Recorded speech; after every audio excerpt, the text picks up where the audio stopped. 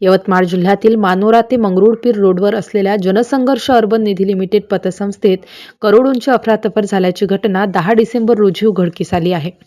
10 डिसेंबर रोजी ग्राहक आपले पैसे काढण्यासाठी बँकेत गेले असता सदर पतसंस्था बंद पडल्याची माहिती मिळाली. जनसंघर्ष अर्बन लिमिटेड निधी शाखा मनोऱ्यात दिग्रस येथील प्रणित मोरे पाटील यांनी काही महिन्यांपूर्वीच स्थापन केली होती. या निधी शाखेने ठेवीवर 12% व्याज देऊ म्हणत खातेदाराकडून लाख 2 लाख करत कोटी रुपये जमा केले आहेत.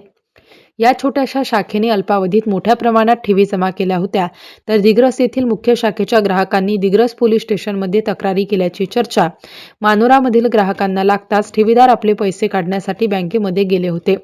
त्यावेळी ही बँक बंद असल्याने मानोऱ्यामध्ये उलटसुलट चर्चा सुरू झाली आहे. ग्राहकांना ठेवीबाबत अपेक्षित उत्तर शाखा कर्मचाऱ्यांकडून मिळत नसल्याने संशय व गोंधळाला सुरुवात झाली.